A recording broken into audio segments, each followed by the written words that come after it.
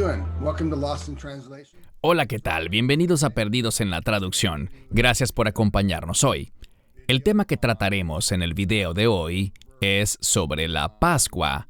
Nos acompañará, como siempre, el Dr. Baruch Korman, con quien queremos aclarar algunas dudas que la gente nos ha venido preguntando. ¿Cómo te encuentras, Baruch? Muy bien, Ronnie, gracias a Dios. ¿Y tú? Excelente, gracias. Feliz de que puedas tener el tiempo para conversar sobre la Pascua. ¿Cuándo ocurrió? ¿Cómo celebrarla? Pues hay algo de confusión. ¿Podrías explicarla, quizás, pensando en que muchos no somos realmente eruditos de la Biblia y desconocemos las fechas y cómo celebrarla exactamente? Existen diferentes tradiciones hoy en día dentro de la iglesia para observar la Pascua. Pero en aras de la simplicidad, dejemos de lado la tradición cristiana y centrémonos en la Biblia. Desafortunadamente, con frecuencia, tanto en el judaísmo como en el cristianismo, la tradición se impone por encima de lo que dice la palabra de Dios.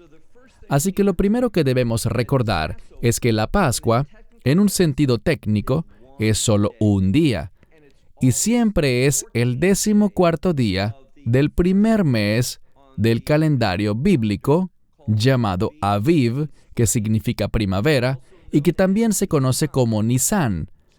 Así que siempre cae el día 14 de ese primer mes. Y también sabemos, de hecho, todos los evangelios llaman a este día de la Pascua usualmente cuando se refieren a los eventos relativos al Mesías, los evangelios lo llaman el día de la preparación. Así que sabemos que Él fue crucificado ese día. Al día siguiente, si este era el día 14 de Nisan, el siguiente día sería el día 15 de Nisan, el cual es el primer día de los panes sin levadura. Esto es importante porque cuando leemos el Evangelio de Juan, dice que el Mesías murió y se apuraron a colocarlo en el sepulcro, darle una sepultura adecuada, ponerlo en la tumba antes del Shabbat. Y luego el Evangelio de Juan nos da un detalle específico, porque el Shabbat del cual se habla allí, y podemos verlo en Juan 19:31, donde dice que este Shabbat era un gran Shabbat o un alto Shabbat, lo que significa que no era el 7º día calendario de la semana, que en español conocemos como sábado, sino un Shabbat festivo que podría caer cualquier día de la semana. Y el primer día de los panes sin levadura, el día 15 de Aviv o de Nisan, es un alto Shabbat. Entonces, este fue un día en el que ellos se apresuraron a colocarlo en el sepulcro antes de que entraran en rigor las restricciones de este día festivo. Para ayudarnos mejor, debemos entender algo.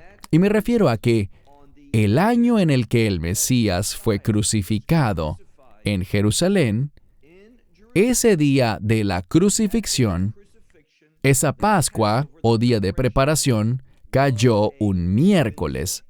Y podemos buscar en la Biblia y tener la seguridad. Lo haremos en unos minutos, pero por un momento haré una pausa porque quiero saber si tienes alguna duda o algo que quieras añadir o alguna pregunta. Bueno, es muy interesante. ¿Cómo hemos mezclado los días y cómo en Estados Unidos celebramos la Pascua o el miércoles de ceniza? Todas esas cosas. Y sé que hay mucho simbolismo allí, pero queremos que te tomes el tiempo para explicar porque yo estoy interesado en conocer bien esos días. Tenemos la crucifixión y la resurrección, o en inglés tenemos los términos Easter y Passover para la Pascua. Y creo que muchos nos perdemos allí, es lo que quiero que nos expliques. Bien, primero no traigamos términos que no tienen nada que ver con la palabra de Dios. Mencionaste algo que es un término católico, y es el miércoles de ceniza.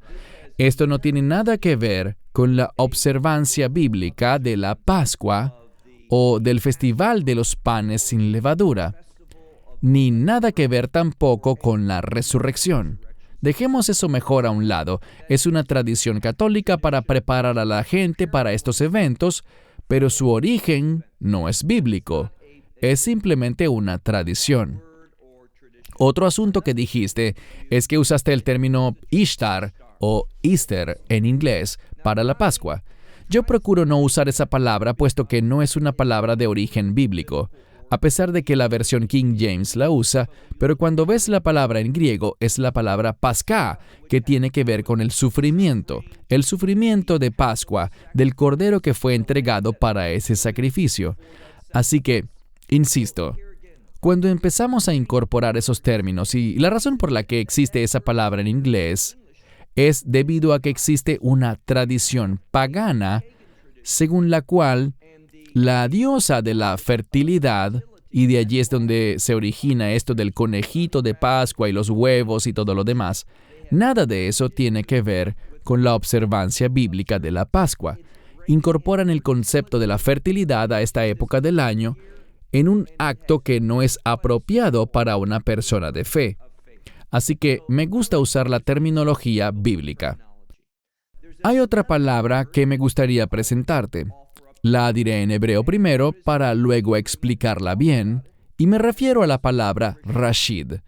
Simplemente significa primero, y tiene que ver con... Recuerdan que cuando vemos en la Biblia, encontramos que en la primavera se daba la cosecha del trigo y la cebada. Así que bíblicamente, e insisto, todo de lo que les hablo tiene su origen en la Biblia. Había un mandamiento. Pueden leer al respecto en Levítico 23, donde hay una lista de fiestas bíblicas que la Biblia dice, estas son mis fiestas, y Dios es quien habla allí, Moadai, mis fiestas, mis tiempos designados. Dios es quien las proclamó, así que no deberíamos verlas como fiestas solo para el pueblo judío, sino las fiestas que Dios le entregó a su pueblo de pacto, tanto los del antiguo pacto inicialmente y ahora a los del nuevo pacto, por medio de la fe en el Mesías. Y en Rashid es cuando ellos presentarían las primicias o primeros frutos de la cosecha al sacerdote, y él las mecería, y esta ofrenda mecida, como es llamada en el libro del Levítico, significa y simboliza la victoria.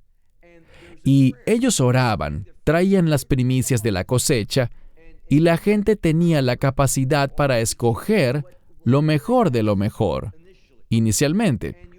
Y llevaban su ofrenda, y la oración decía, que el resto de mi cosecha sea tal como estas primicias.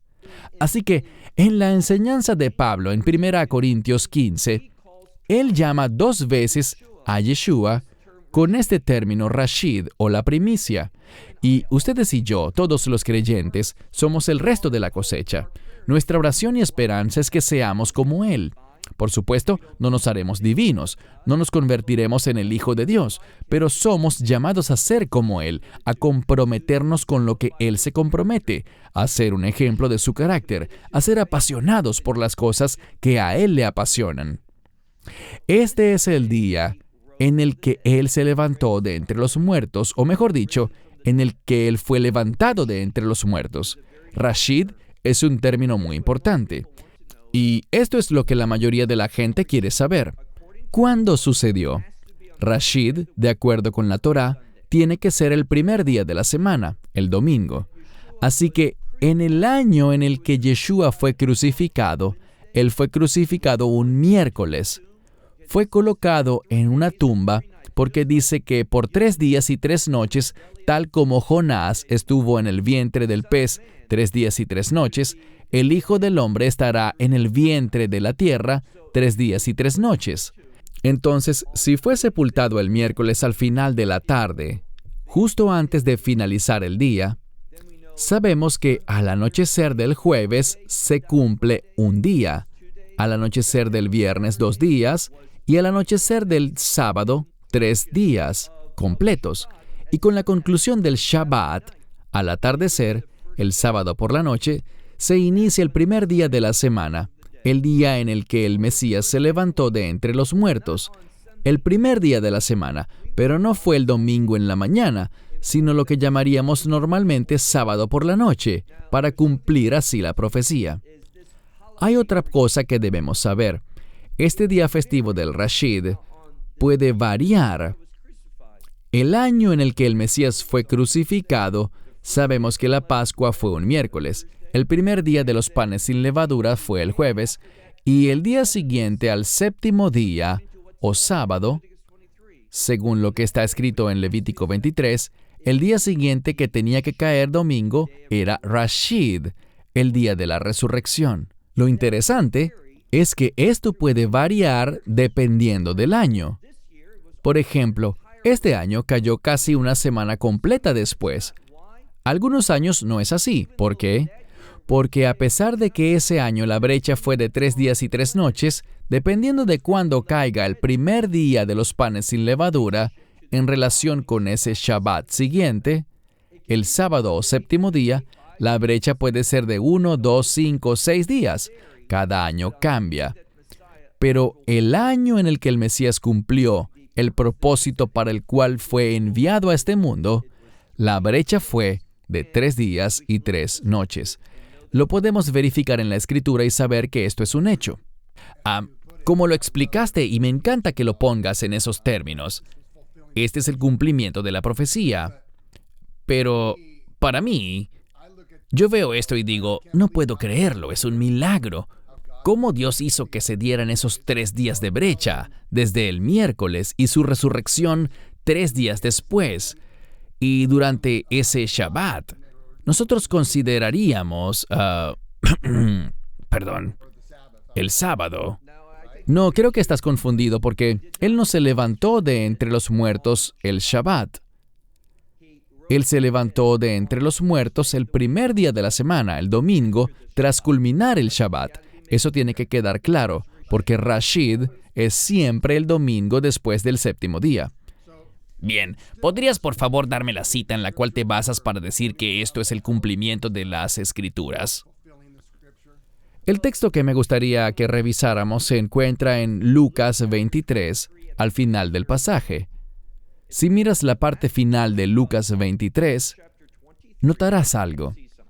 Notarás que José de Arimatea llegó y pidió el cuerpo de Yeshua para darle sepultura. Sabemos también que Nicodemo lo ayudó en ese proceso. Las mujeres estaban allí y vieron dónde fue sepultado y cómo lo sepultaron. Aparentemente, ellas querían darle una mejor sepultura, así que determinaron hacer algo. Dice en el último verso de Lucas capítulo 23 que antes del sábado, ellas hicieron algo. Y ese sábado siguiente sería un sábado normal. Ellas fueron y compraron especias y las prepararon. Pero esto es lo que sabemos. Antes de que tuvieran todo listo, se les terminó el tiempo. Y ese sábado normal que duraría desde el viernes al atardecer, durante todo el sábado hasta la puesta del sol, sabemos que ellas guardaban el sábado. Eso es lo que Lucas 23 dice, en el último verso. Así que ellas, antes del sábado, hicieron algo. Fueron y compraron y prepararon las especias y el ungüento para ungir su cuerpo para la sepultura. Pero no pudieron hacerlo porque llegó el séptimo día, el sábado. Así que cuando lo hicieron, tenían que haberlo hecho el viernes. Cuando miramos el Evangelio de Marcos en el capítulo 16, vemos algo. Se nos dice que fue después del sábado, que fueron y compraron especias y las prepararon. Pero aguarden, un evangelio dice que fue antes del sábado y el otro dice que fue después del sábado. Bien, cuando Marcos dice en Marcos 16 que sucedió después del sábado, él está refiriéndose a lo que ya mencionamos, el alto Shabbat, el gran Shabbat, que se celebraba el 15 de Nisan. Entonces tuvieron que hacerlo al día siguiente, el 16. Ahora, sabemos algo. Sabemos que el día 14 fue un miércoles. El día 15, ese alto Shabbat, el primer día de los panes sin levadura, cuando estaba prohibido trabajar, habría caído el jueves. El viernes 16 habrían ido a comprar las especias y prepararlas, pero como sabemos por el Evangelio de Lucas, se les terminó el tiempo. Descansaron el sábado común que habría sido el 17 de Nisan ese año, y entonces fue después de ese sábado que llegarían cuando ya había resucitado el primer día de la semana. Pero cuando las mujeres llegaron allí, por ejemplo, María Magdalena, cuando aún estaba oscuro, muy pero muy temprano el domingo en la mañana, quizás a las 4 de la mañana, el domingo muy temprano, ella llegó cuando todavía estaba oscuro y encontró la tumba vacía. Él ya había resucitado de entre los muertos. Así es como tenemos la certeza de cómo fue ese año, los días de la semana, los días calendario y lo que ocurrió. Esta es una explicación bíblica basándonos en Marcos 16, Lucas 23, Juan 19, porque poniendo estos tres relatos juntos encontramos claridad. No hay conflicto. No hay nada que represente oposición o choque de unos con otros, sino que hay un mensaje y un pensamiento en torno a este evento. Me alegra que lo hayas explicado así, detallando que no existen conflictos.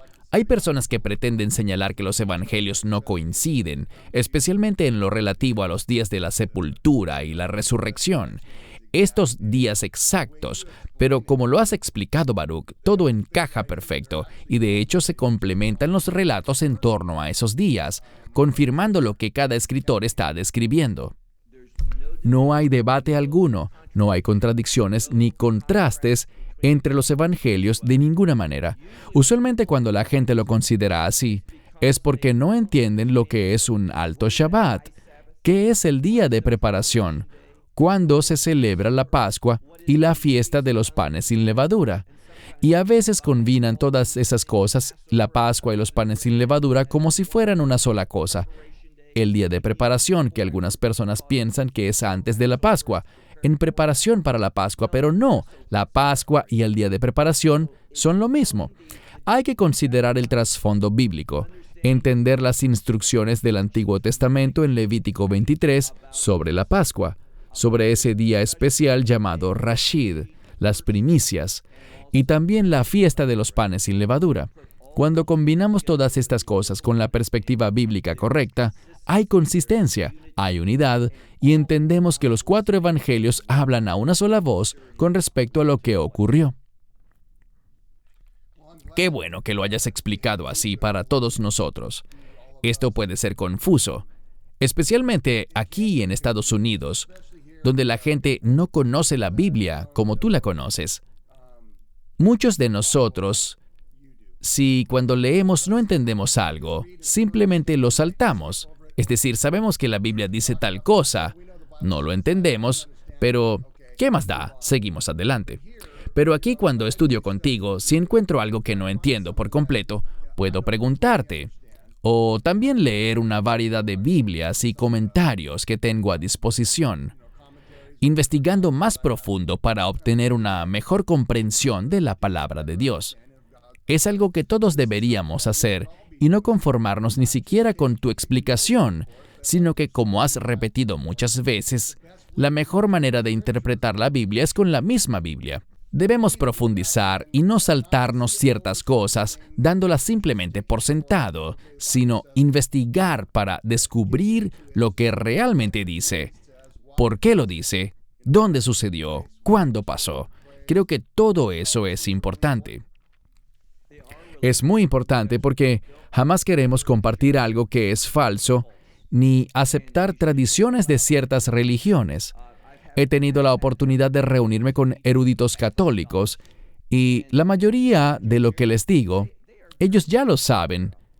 Entienden estos términos muy bien. La pregunta es, ¿por qué persisten con este concepto del Viernes Santo, diciendo que el Mesías fue crucificado un viernes? Y me dicen, bueno, es que eso es lo que la iglesia ha enseñado. No es un asunto importante, así que seguimos con esa tradición. ¿Qué diferencia causa a fin de cuentas? Bien, ese es el problema. Causa una gran diferencia porque queremos ser exactos, no para decir que tenemos la razón, sino porque deseamos honrar las Escrituras y compartir la verdad, no de una manera que se contradiga, sino de un modo que le brinde a la gente la seguridad de que este libro es ciertamente la verdad y que quienes lo enseñan están comprometidos con él. con la inerrancia de la palabra de Dios y con el poder y la unción de las Escrituras. Es un asunto crítico que respetemos la palabra de Dios de una manera adecuada. Y con eso es con lo que nuestra organización está comprometida, así como mi persona y tú, Ronnie, también. Con esto estamos comprometidos. Absolutamente. Yo quiero hacer las cosas bien. He cometido errores en el pasado y todavía los cometo. Cuando los detecto, regreso a la palabra, busco entender mejor las cosas o te llamo a ti si quiero un atajo, pero estas cosas son importantes porque, como dijiste, si no lo hacemos, estaremos diluyendo la palabra y por esta razón justamente decidimos hacer perdidos en la traducción. Porque en las traducciones que encontramos, y muchas Biblias que han sido convertidas o traducidas del griego, utilizan términos y palabras incorrectas, incluso fechas incorrectas. Queremos ser exactamente precisos, como dijiste, para que nadie pueda decir que la Biblia está mal o que la Escritura se contradice. De cualquier forma, fue excelente y agradezco que hayas tomado el tiempo hoy para hacer este video. Sé lo ocupado que estás. ¿Te gustaría agregar algo más a este tema de la Pascua o de la resurrección antes de despedirnos? ¿Algo que pudiese aclarar alguna duda final? Concluyamos con esto. Si el Mesías no hubiese resucitado de entre los muertos, nuestra fe sería en vano. Y sabemos, porque Él vive en nosotros, porque lo hemos experimentado, que de verdad el Mesías ha resucitado, está vivo y nos da vida. Debemos creer la palabra de Dios con el fin de recibir la vida que solo Él y nadie más, solo Él puede dar. Vida, por gracia. Es un regalo gratuito, lo hemos recibido por fe, por lo que la palabra de Dios revela y que debemos aceptar. Esta es la razón, es un asunto de eternidad y de vida eterna. Por eso estamos tan comprometidos con esta obra. Estoy de acuerdo. Algo de lo que hemos hablado también es, si una persona está leyendo la Biblia y no entiende algo, no tiene las herramientas para profundizar más, diccionarios y todo eso, pueden hacer una cosa. Pueden orar y pedirle al Espíritu Santo que les revele la verdad. Y Dios, se los digo amigos, les dirigirá de verdad. Igual tendrás que leer y profundizar más, porque no escucharás una voz audible de Dios explicándote todo como un diccionario. Pero te prometo que el Espíritu Santo intervendrá, porque Dios quiere que entiendas su palabra. ¿No es así, Baruch? Absolutamente. El Espíritu Santo es nuestro Maestro. Él nos guiará a toda verdad para que podamos vivir en justicia bajo la autoridad de Dios, y de eso es de lo que se trata la fe. Genial. Fue un gran video, me alegra que tomaras el tiempo para explicar estas cosas sobre la Pascua y la resurrección. Expusimos también estas fiestas paganas que en Estados Unidos están muy presentes. Es una de las razones por las que lo quisimos compartir. Gracias de nuevo por acompañarnos. Somos Baruch Corman y Ronnie Holihan con Perdidos en la Traducción. Acompáñenos en los próximos videos. Haremos una serie sobre el fruto del Espíritu. Nos vemos pronto. Gracias. Hasta luego. Esperamos que te hayas edificado con el mensaje de hoy y lo compartas con otros. Te invitamos a seguir nuestros estudios cada semana por este canal y por el portal de YouTube de Amarás a Israel. También puedes descargar nuestra aplicación móvil gratuita, Mi Estudio Bíblico. Finalmente, para obtener más información sobre nosotros, visita nuestra web amarasaisrael.org, donde encontrarás otras conferencias de Baruch en audio, video y texto. Hasta el próximo programa. Que el Señor te bendiga en Yeshua HaMashiach, Jesús el Mesías, mientras caminas con Él. Shalom desde Israel.